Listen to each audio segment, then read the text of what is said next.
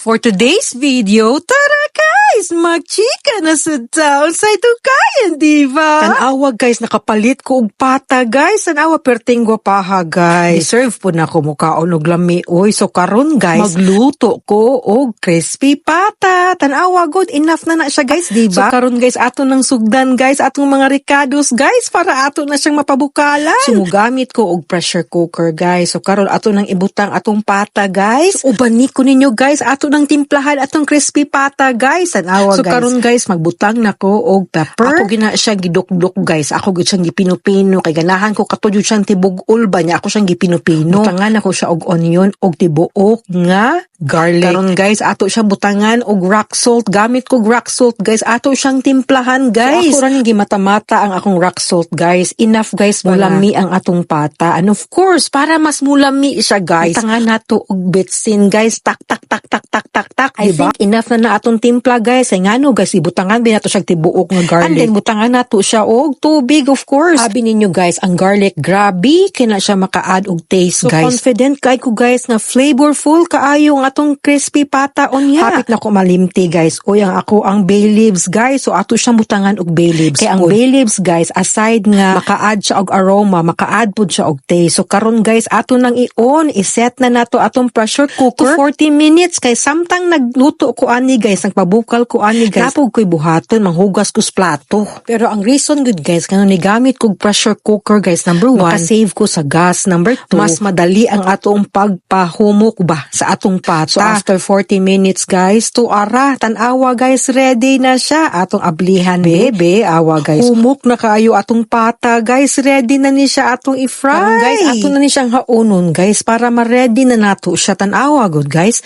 Di ba perting gwapaha, sus perting humuka na niya guys. Kaluto ani unya guys, sus pagkalami na ani oy tagumkum kay ni ba tanawa. Perting naman ganyang lataa. Tanawa good. Unya guys, ang ikatulong nga reason guys, ngano ganahan ko mo gamit og pressure cooker kay ngano maka-multitask. So karon guys, let's have a closer view. A close-up view of our pata. Tanawa good, ready na gini siya i-fry guys. Di ba perting gwapaha? Excited na kay ko guys sa outcome sa atong pata guys. Kay dugay-dugay na jud ko wa kakaon og pata, mga 9 years na good guys. So karon guys, this is my time. Di na nato dugayon guys, ato nang pabukalo ng atong mantika guys, para ato na siyang ma-fry, di ba? Unya guys, dapat guys init kayo atong mantika guys. So atong i-check using a chopstick. Kung magbubbles gani siya guys, meaning init na kayo atong mantika, ready na nato ilunod ang atong pata. Guys, kay confirm naman gyud nga init na kayo atong mantika, ato na siyang sugdan guys. Ilunod na nako ang pata guys. Tanawa good guys.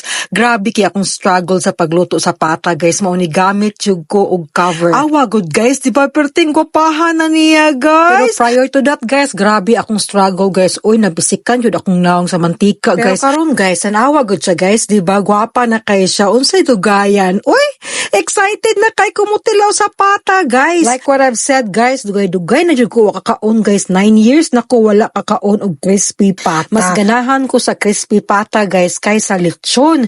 Kay grabe manggod kaayo ang lechon guys. Kani siya guys, at least batiil siya ba, sa paa siya ba. Dili kay siya sumul, di kay siya bidli, di kay siya tambong. Nya guys, ako na siyang gibali-bali guys. Sus guys, nakahinomdom jud ko guys.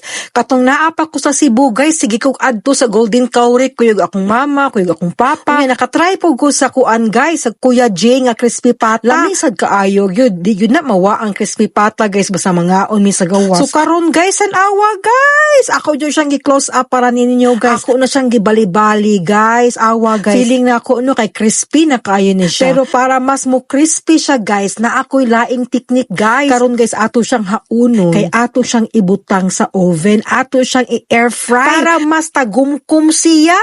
So karon guys, ato na siyang i-ready para sa ato ang air fry. Unsay dugayan? Uy, ato na dahil ni siyang ipaslak sa oven. Uy, kay para ato na siyang ma-air fry. Excited na kaayo ko sa outcome guys. Sus kalami na maani niya. Uy, so sanawa good guys, di ba? Unya guys, karon guys, sanawa, ato siyang bali-balihon guys. So sama ni ana guys, ako siyang gibali-bali kay para perfect kayo ang iyahang pagka-crunchy ba. Tanawa good. Ako lang siyang giset to 350. Unya giset na ko siya to to 1 hour guys. Pero guys, nag-atang ko. Kaya di ko ganahan masunog siya ba. Ako siyang gibali-bali guys para sigurado good ang iyahang pagka-crunchy. Speaking of crunchy guys, napadyo ko lain ganahan guys kanang lechon kawali. So guys, sa Cebu guys, na lechon kawali nga perting lami. Lechon kawali ni Mama G sa SM. Alami kaayo guys, kaon mo sa iyahang lechon kawali. Sus, ang lechon kawali ni Mama G perting lami agad. Oy, kahinomdom jud ko ni Mama G. Oy, grabe gina siya ka-generous guys. Kusog kay siya mohatag na mo og pagkaon, maghatod gud na siya lechon kawali, maghatod og kanon,